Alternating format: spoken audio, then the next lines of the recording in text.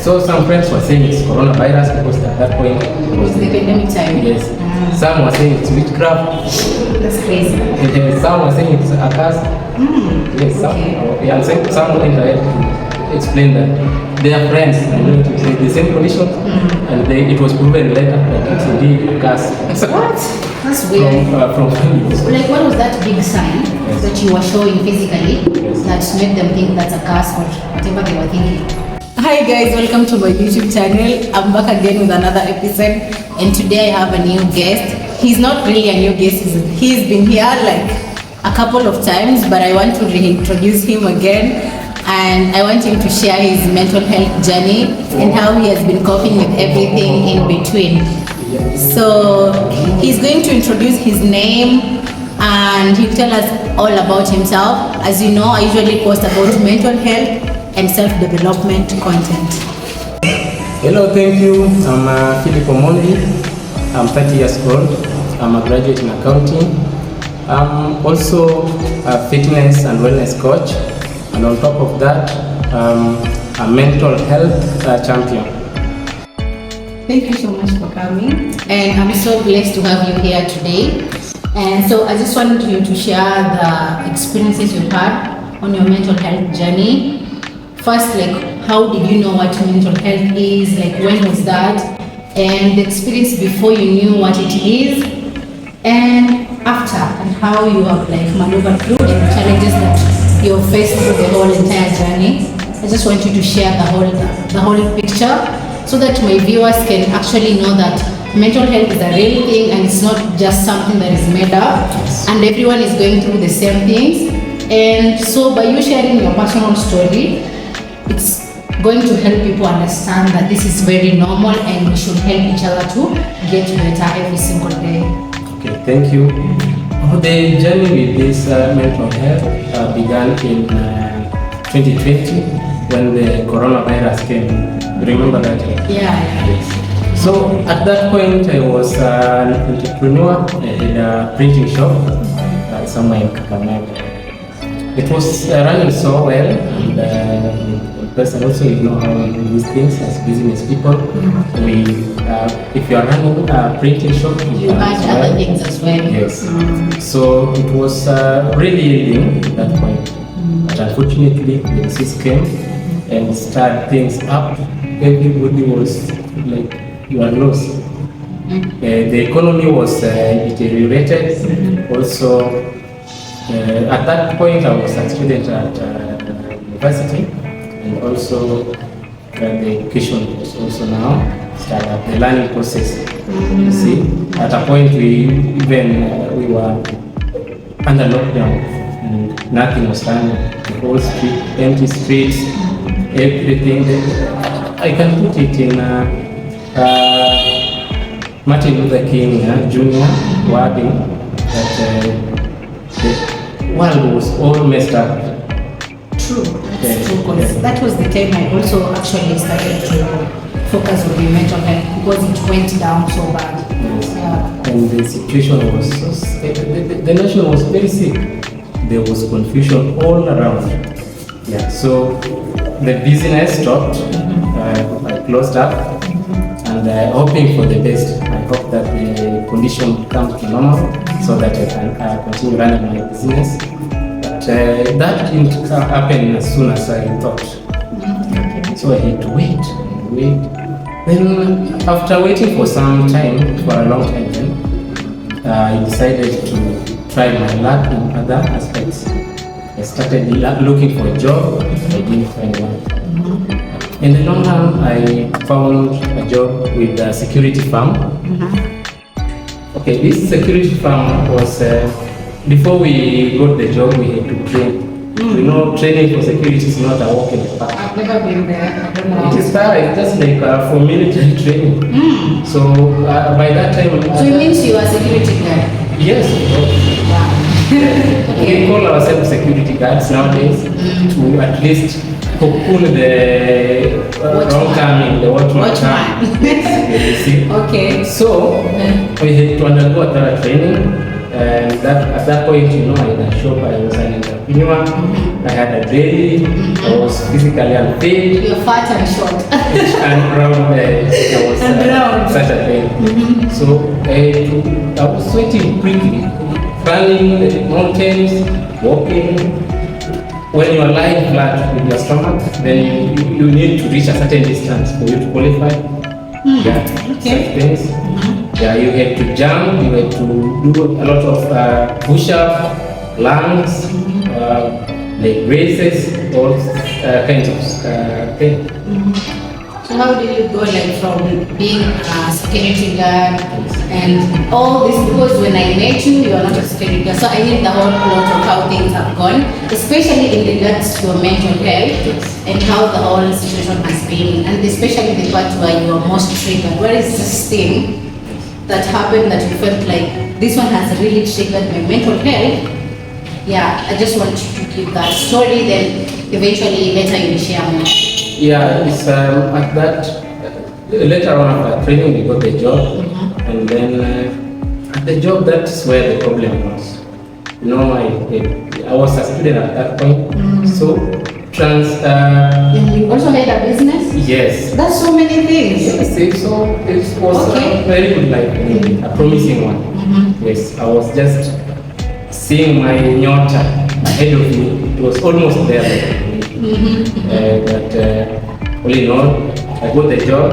So, you know, I was working at night. You work at night, there is no sleeping. And in fact, for the security yes, job. the officials were working the whole night. If you are not sleeping, you are fired from the work. you might be fired, or you are that salary for that day. That is. Oh, you are paid daily? No. It is daily, but now it is accumulated to a monthly salary. Oh, okay. So it was like 200 to 50, I think.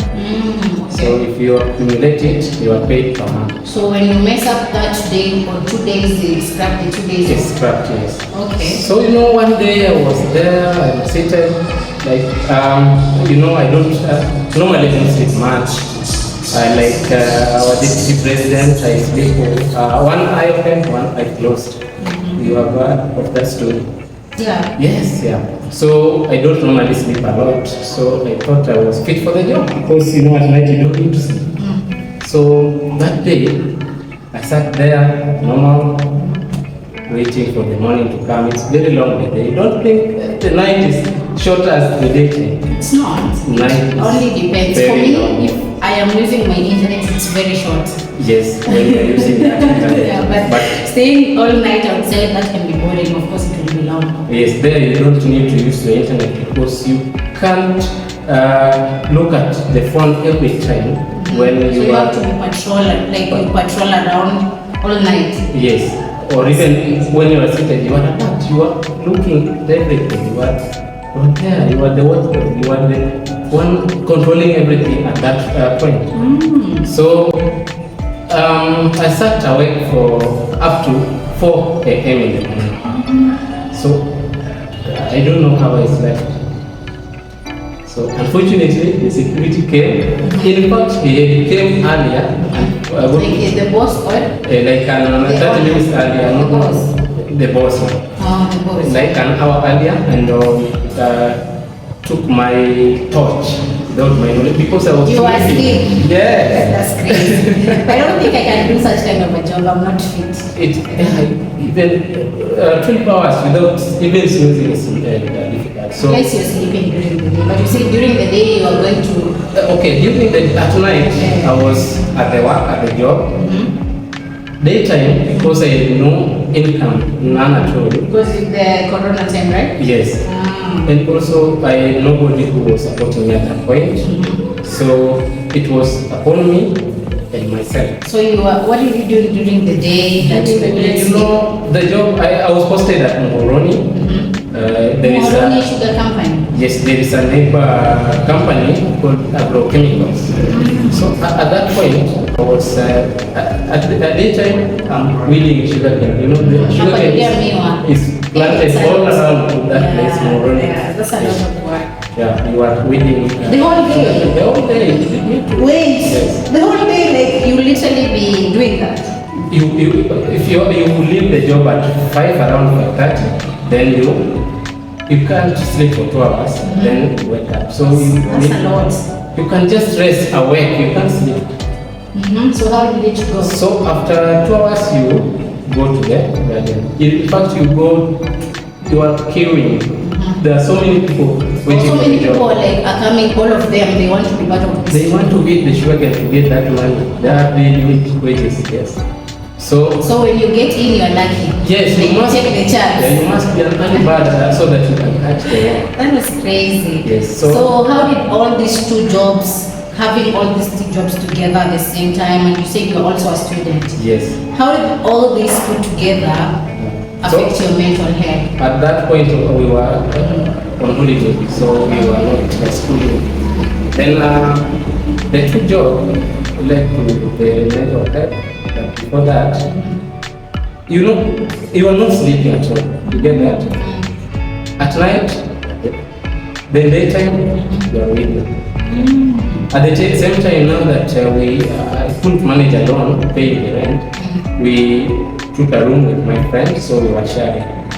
So, but you remember, no pain, none at all. So that he was a little bit fortunate. Okay. But he was not ready to share. You see, he was not ready to share. Okay. It was 50-50 to share. So I was if I couldn't get anything in a day, I would go hungry alone. Okay, so after working all those jobs that you mentioned, and also you mentioned that you didn't sleep, you were feeling drained, and also like you never had like somebody to support you financially, and you're just in a bad place. How did that whole thing play out? How did you like feel like now, this point where I am, it's getting bad? You see, at that point I was getting pressure from every angle, from every side. So night, now that you are not sleeping at all, your mind is like Fog.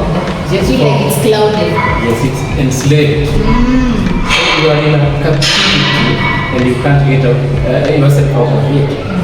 You are thinking about everything, about finance, about mental health, about your well-being. So you're asking yourself all questions, thousands of questions, not getting answers. Have you ever been in such a situation? Yeah, many times. When you find yourself shaking, you fear, your insecurity, your bosses are walking around. Confident, you Yes. just feel scared. Yes. What time will they be walking around? Will they suspend me again? You see, so you fear everything. Then you try to share with friends about how you are feeling. You are not shaking, you are sweating, you are panting. And how did your friends take this? Did they like understand, like help you like solve or like whatever they did they like help you in a way, or they just ignore? Because there's this thing that people say, you're a man, you're strong, you are a man, you shouldn't tell people your issues, you shouldn't cry, you shouldn't be scared. But I feel like, what did they do, like your friends? Initially, there you interact with friends from every kind. There are those. So they're not like really your friend, they're workmates. They are workmates. Yeah. And then initially, most of them that I interacted with didn't. If you console somebody, they instill fear. They add fear than what you are looking for. So what do they say? What are the statements they used to say? So some friends were saying it's coronavirus because at that point It was the pandemic time. yes. Some were saying it's witchcraft. That's crazy. Some were saying it's a curse. Yes, some. Okay. And some went ahead to explain that they are friends and relatives with the same condition, and it was proven later that it's indeed a curse. What? That's weird. From families. Like, what was that big sign that you were showing physically that made them think that's a curse or whatever they were thinking? So the intense anxiety brought with it, it became pain, became black than the way I am now. Okay. Yes. Yeah, that was bad. That was serious. Very skinny. Yeah. Yes. Weak. It's very weak. You also mentioned you were sort of like trembling. Trembling, and you That's are crazy. headache, and then when you are undergoing headache, your eyes become red.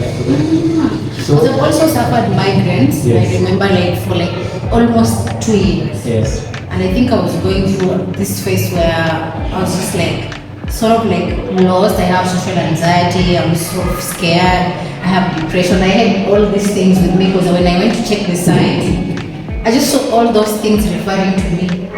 Yeah. So So I can know how it feels to be like that.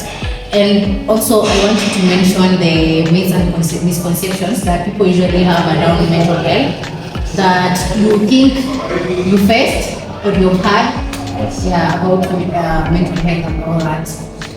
you see nowadays people think that some of the symptoms of these mental problems they relate it to witchcraft.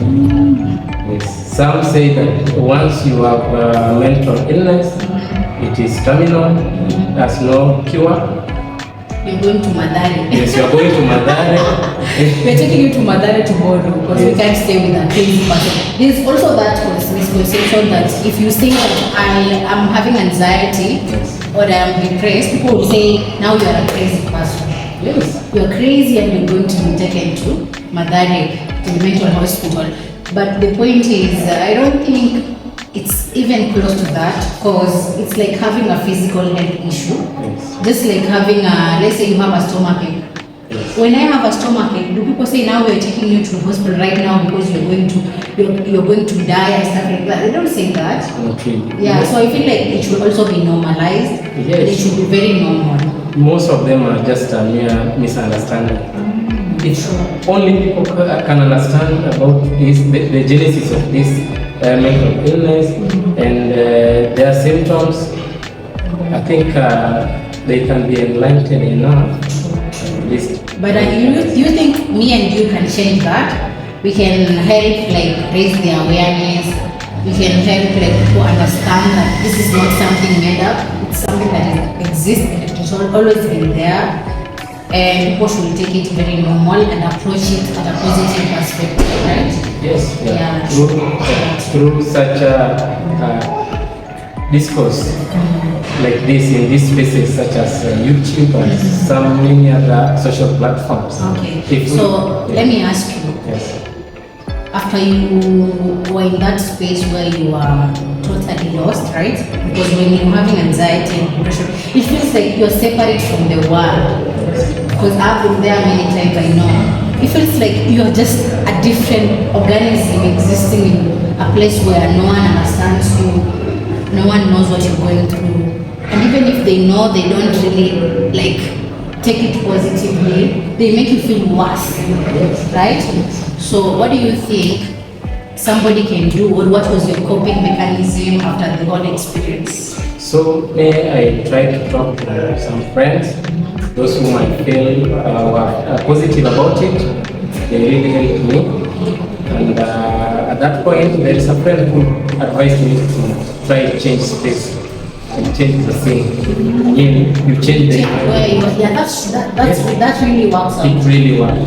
That's work. So I moved from where I was to somewhere else. So you moved from there, you came to the Yes. That's the time when you came to the Yes. So you see, you have to change some things. You can change some friends. You know, those who instill fear in you, you can try to avoid them. What they do so much, they say words of encouragement, financial support, until you go to That's good. Then you have a good family or good friends. of course. So you should encourage everyone to make those connections. Because in times of when things are bad, those are the people who come from and help you, right? You know, some friends or other people will shun, they will run away. That's very true. But the family remains Always be your family. okay. Unless otherwise.